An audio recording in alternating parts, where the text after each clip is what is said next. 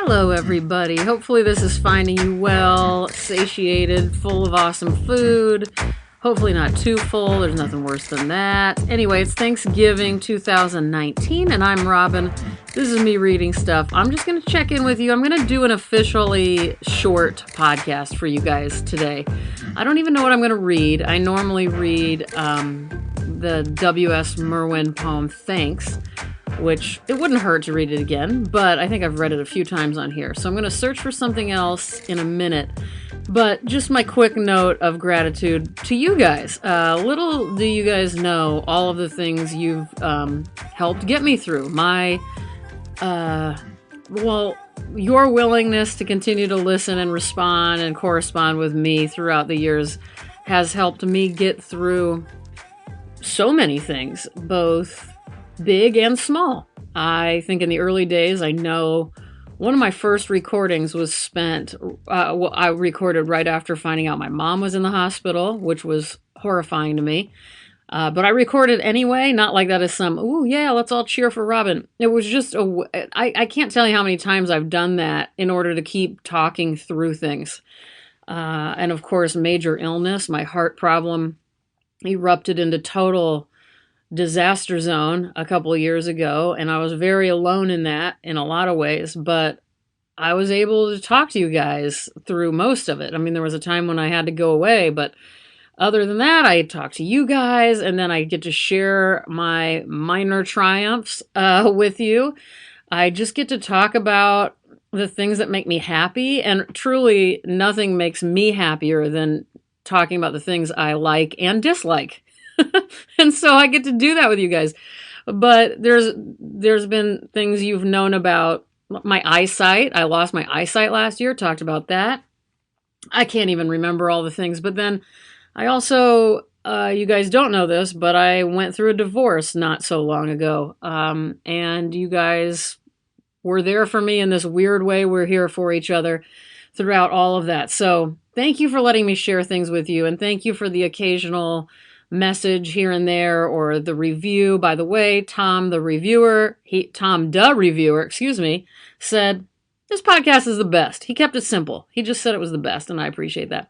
I just wanted to say, while you're cleaning your dishes, while you're digesting your food, watching football, playing with your niece, doing whatever the hell it is you're doing today, I just wanted you to know that I appreciate it. Okay, I'm back. I have no idea what I said prior to this. This is, let's see how many, probably 12, 13 hours later. I got so frustrated last night. Excuse me. I was trying to start this podcast. I had a stack of books to choose from of what I wanted to read. And I was just having, you know how you do this sometimes with music where nothing you listen to is satisfying to you, or you can't find the right movie to watch on TV or whatever. I don't think I've ever had this happen while recording this podcast, but last night I drove myself crazy for about an hour and a half or longer, just being like, I don't know what was going on. So anyway, I remember being sort of in disbelief that this was happening to me. To be honest, it reminds me of like what I see on movies and TV about men who can't complete themselves, or how do you say that? It felt like that. It felt embarrassing and like I had failed everybody. Well, anyway, it was a mess of a night. And then I went to bed just feeling very upset. And then it triggered all of these other nervous, upset, depressing, self-loathing thoughts. So I wasn't feeling great. But then this morning, which is actual Thanksgiving, I'm downstairs. I'm preparing my favorite, my deviled eggs, which, by the way, why are deviled eggs, they taste so good and they smell so bad? It drives me crazy because I'm like, oh my God, I want to make these for everybody. This is sort of my staple for parties, but everybody's going to come over to the house and they're going to think it smells horrible in this house. So anyway, but I was down there and making that, drinking my coffee, listening to a podcast, Generation Y, the Generation Y podcast. And then I started to have thoughts like, I got to just do that. I know plenty of things I can read. I don't know what my problem is. I just need to, I think it was that thing about over analyzing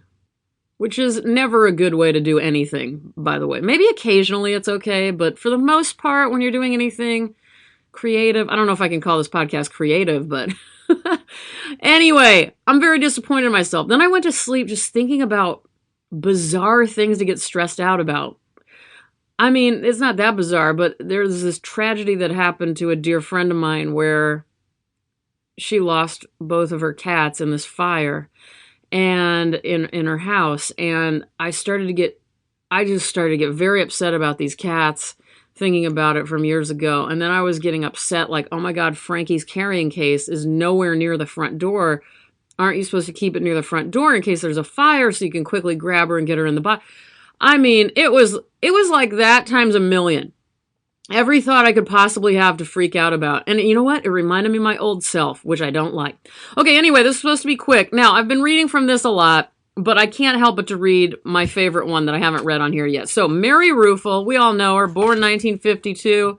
Whoops, I got cut off. Born 1952, I was saying. I've read from Madness, Rack, and Honey on here. I've read from her new book, Dunce. She teaches at Vermont College. She's a very entertaining speaker and interview, and I love her work. And I'm starting to think Trances of the Blast might be my favorite one. And you'll find out why. My bookmark is, can you guess what this is? Nope, it's not a jar of sprinkles for cupcakes. It's assorted needles for sewing. Okay, this is called Provenance. In the 5th grade, I made a horse of paper mache and painted it white and named it Aurora. We were all going to the hospital, each one with his little animal to give to the girl who was lying on her deathbed there, whose name I can't recall. A classmate with freckles, perhaps, or such small feet her footsteps never mattered much. I did not want to give her anything. It seemed unfair she got to ride Aurora, whom I made with my own 2 hands, and took aside at birth and said, "Go," while I had to walk, perhaps for a very long time. I thought perhaps the animals would all come back together and on one day, but they never did. And so I've had to deal with wild, intractable people all my days, and have been led astray in a world of shattered moonlight and beasts and trees where no one ever even curtsies anymore or has an understudy. So I have gone up to the little room in my face. I am making something out of a jar of freckles and a jar of glue. I hated childhood. I hate adulthood. And I love being alive. I have to say, those last 3 lines are so perfect to me. It's actually me. You know, when I was asking you guys, do you love being alive? Do you love life?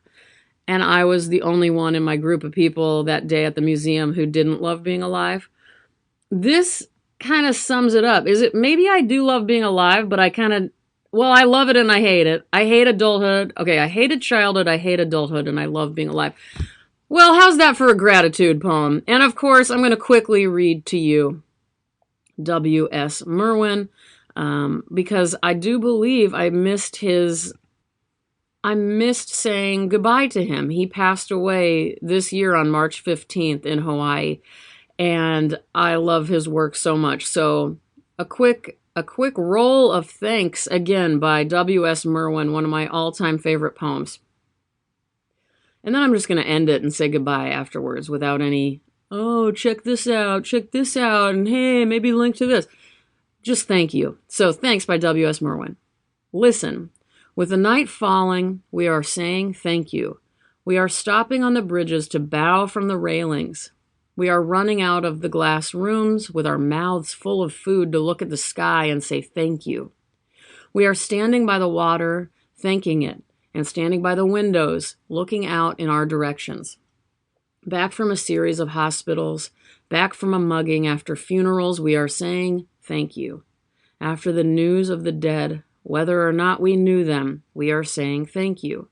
Over telephones, we are saying thank you. In doorways and in the backs of cars and in elevators, remembering wars and the police at the door and the beatings on stairs, we are saying thank you. In the banks, we are saying thank you. In the faces of the officials and the rich and of all who will never change, we go on saying thank you. Thank you. With the animals dying around us, taking our feelings, we are saying thank you. With the forest falling faster than the minutes of our lives, we are saying thank you. With the words going out like cells of a brain, with the cities growing over us, we are saying thank you faster and faster. With nobody listening, we are saying thank you, thank you. We are saying and waving, dark though it is. You can buy that book, Migration, New and Selected Poems. That was from 2005. And, of course, Mary Ruefle is on Wave Books, as always, and that's Trances of the Blast. Perfect. I wish you guys such a wonderful day and weekend, and I'll talk to you soon.